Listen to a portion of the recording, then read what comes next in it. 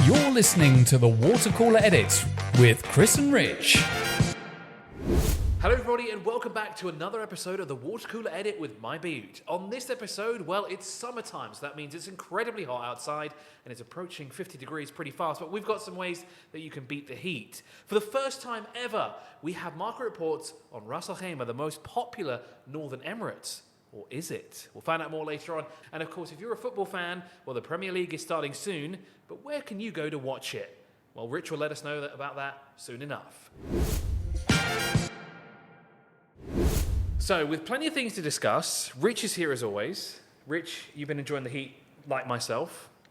Absolutely. How could you not enjoy blistering volcanic temperatures, You know, Chris, when you've been here for so long, you enjoy it. No, you don't. You're Yes, lying. you do. I don't like the humidity. I'll give you that. I really don't like the humidity, and that's the worst part of it. Yeah. But I don't mind the heat. The best thing I'm not as averse to summer as some people here, right? Because that feeling of getting in a chilled pool, I'm not saying I have a personal pool or anything like that, but if you get in a chilled swimming pool in the peak summer here, it's got to be one of the nicest feelings ever. Would you rather be extremely cold or extremely hot? I think I'd rather be extremely cold because you could always put extra layers on, right? And if you're extremely hot, mind you, you could always get naked, but not in public. Not in public. No, I'd like you to, do it no. at your own home. Yeah.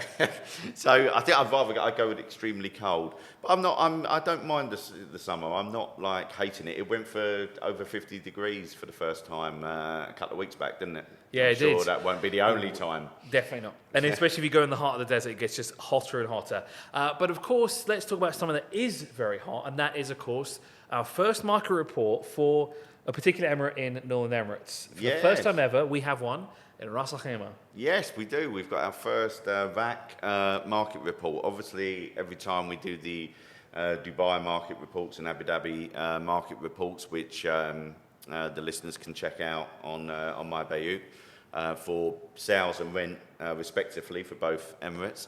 But yes, we've because I think interest in RAK has massively increased in recent years, has. right?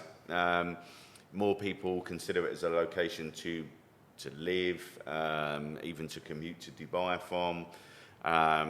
Even some people just want to have a place down there for weekends away. Some people put them on Airbnb. Do you know what I mean? There's a lot of interest. And I think as well, because of the upcoming wind result off of Marjan Island there, that's obviously increased investor interest in the real estate market down there. I was looking at buying property down there myself about 2 years ago, and I'm amazed at how much it's actually gone up. I think it's double the price of some of the places over 2 years, which absolutely. is crazy when you think about it. Yeah, absolutely. I mean, this market report shows that rent-wise and sales-wise, the prices are going up, right? So do you want some stats, Chris? Yes, let's have a look at the stats. But before we do that, I want to take a wild guess at 3 places I think are on the market report. 3 popular ones. Harma Village. Ooh, yes. Yasmin Village.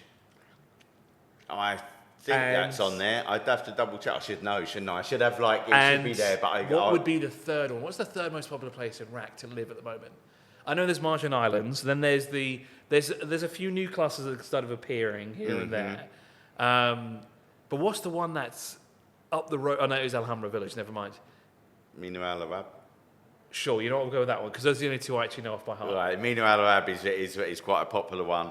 The most the two most popular areas on the market report, which is obviously sourced by searches on Bayut, the amount of searches, is Alhambra Village, top, and Marjan Island, second.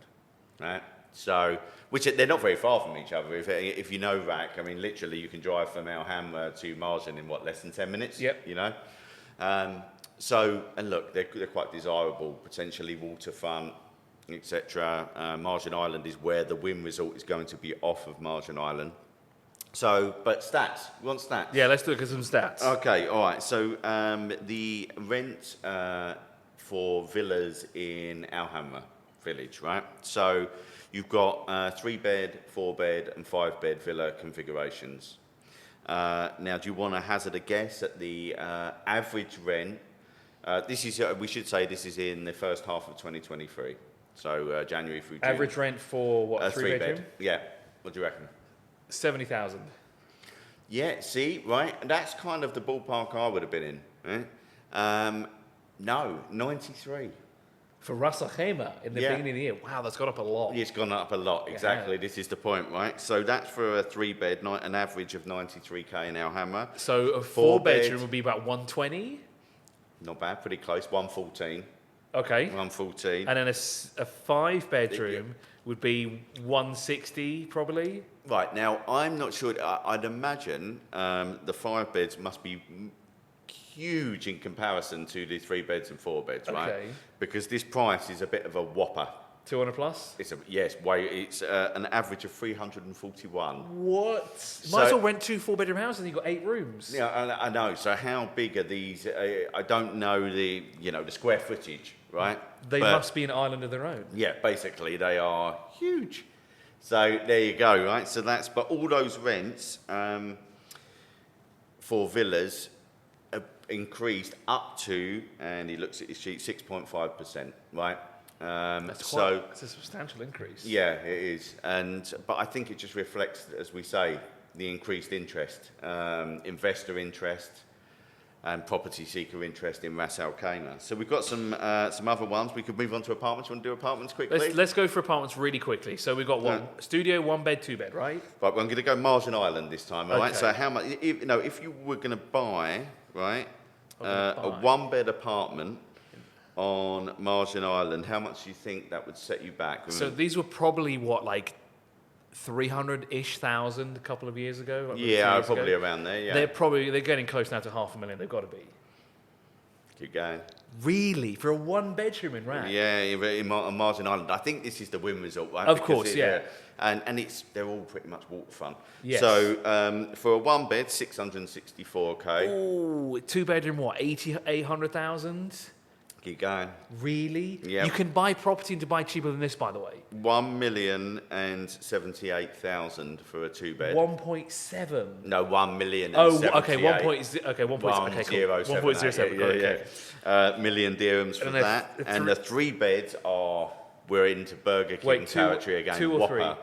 3? These are 3 bedrooms. You 3 said? beds. So yeah, the 2 beds are 1.078 million. Oh, okay, fine, got that. And the 3 beds, 2.054 million dirhams. Again, if you're looking to buy in Ras Al Khaimah, you now have options to buy in Dubai and Ras Al Khaimah. If you're looking for a holiday home, Rack obviously is the place to be. If you're looking for a home though, and you work in Dubai, buy in Dubai. It should be said as well though that even we work out a return on investment based on the price per square footage, and the average return on investment. So if you bought and then sold down the line, whatever, for those properties is 6.32%. I should have bought in Rack 2 years ago. I Right. don't know why I didn't. I just didn't jump on it. Yeah, this is But the thing. it was a risk. Honestly, it was a big risk. I think there's still, even now, even though the prices have gone up, there's still potential there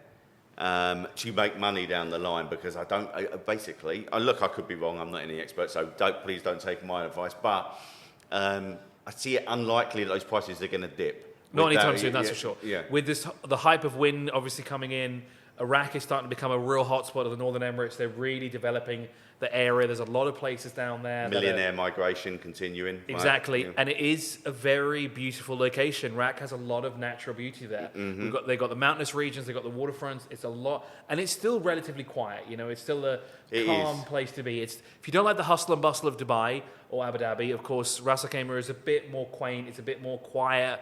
There's no massive buildings there. It's very... Totally calm, serene. Serene, I totally agree. I mean, I think, I've spent quite a lot of time down there because of in-laws living on Al Hamra village, actually.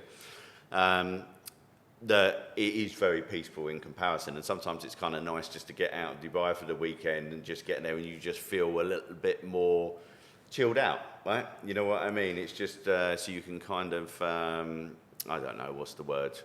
It just feels a bit more stress-free. you know. And if you want to learn any more about the properties that have gone up in price or the rental indexes or even any information that we discussed here, you can, of course, check out the My Bayut blog, and we'll have all of those market reports up for you there. It's on social media as well, so do chime in on what you think of our market report on Russell Cayman and if you think it's a good investment as well. Now, the other thing that's happening right now, of course, is it's summertime. It's getting very hot outside. We've already said that there's 50 plus degrees centigrade outside, which is not cold in any way, shape or form. You can cook an egg on your car if you really want to. You can cook pizza in your car as well, which we will maybe attempt at some point. But let's see about that. So what about if we want to beat the heat, though? What have we got to do here?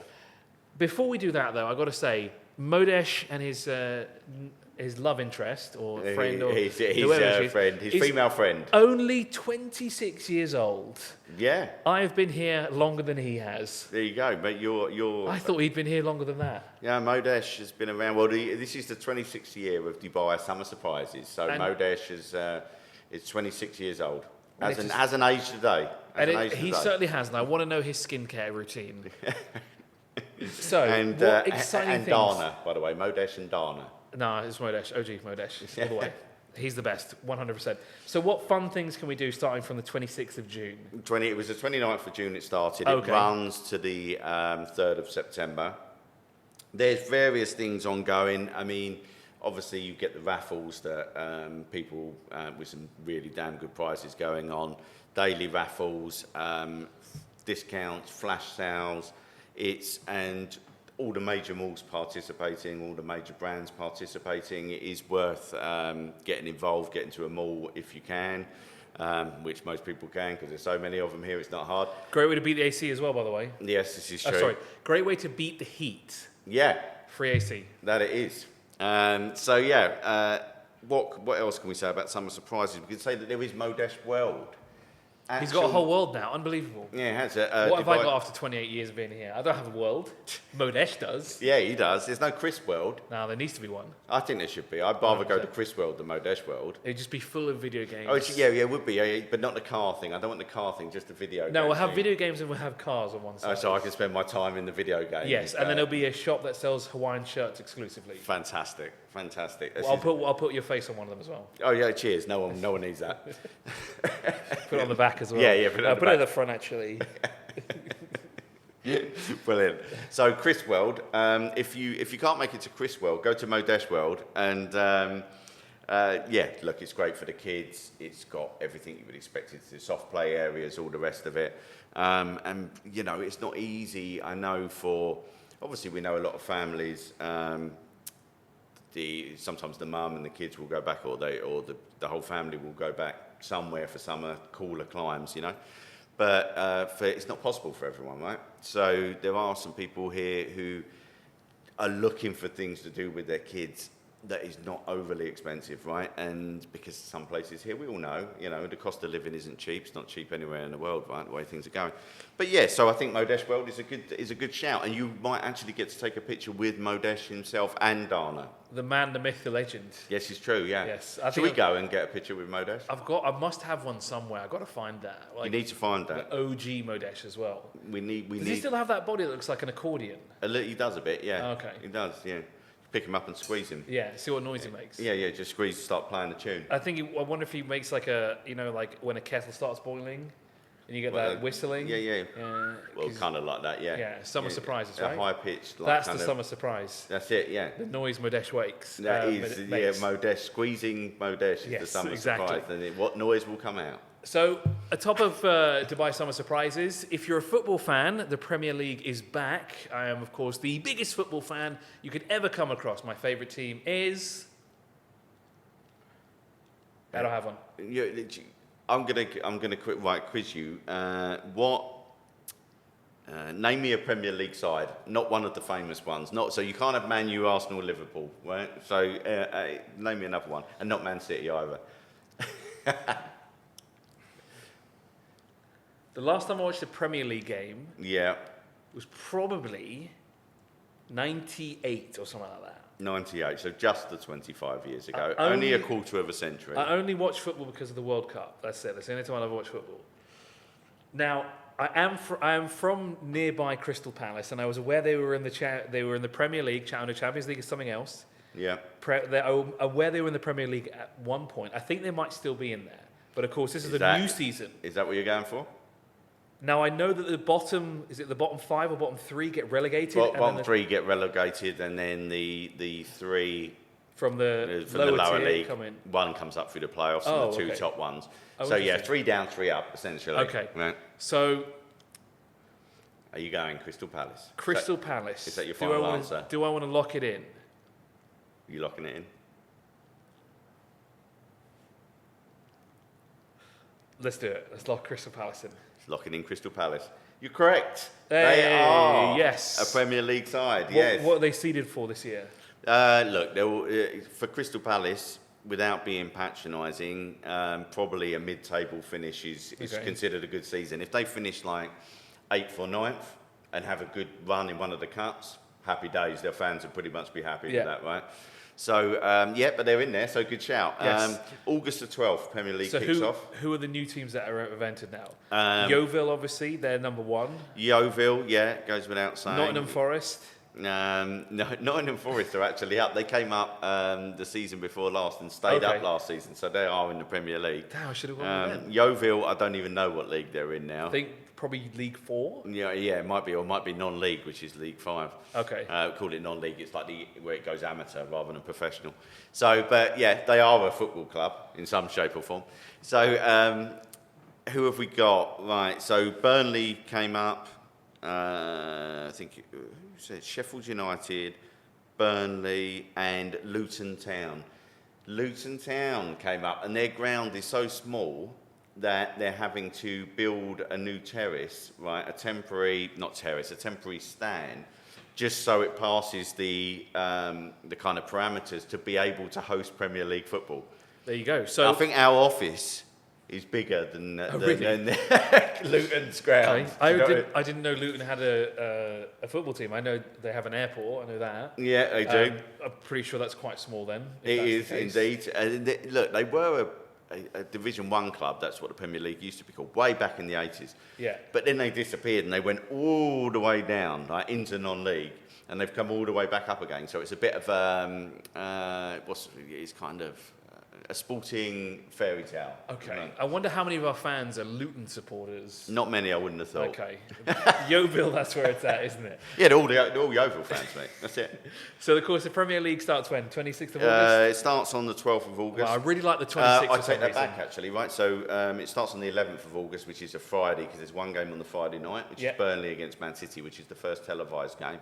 Then you've got a weekend, like from the Saturday, there's a whole set of games, some games on the Sunday, some games on the Monday. So it's a time for sports bars. So where can a super fan like myself go and watch Crystal Palace annihilate everyone in the competition? A Crystal Palace a super fan. Super the fan Eagles, number 1. That's what their nickname is, the Eagles. Oh, yeah. are they? Yeah. And, I thought they were the Crystals. The Mazes. Yeah, it's the Eagles. Eagles. That's what they chant. But anyway, where do you look? There's so many places to watch football here. It will be interesting to see with regard to there were some issues between beIN Sports and some of the major TV providers here at the end of last season. Do and Etisalat. We'll see. Interesting to see that. By the time this episode airs, that might have been resolved. At the moment, the beIN channels are not available through those two platforms. So we'll see what happens there.